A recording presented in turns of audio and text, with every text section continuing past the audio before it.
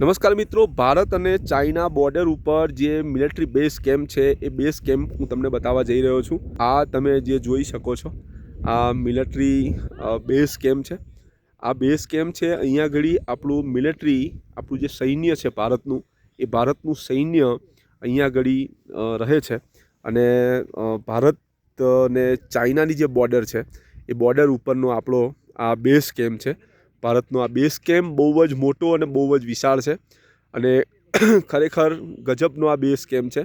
આ base camp અતિ ઠંડક અને અતિ ઊંચા પહાડોની અંદર આ વસેલો બેઝ કેમ્પ છે।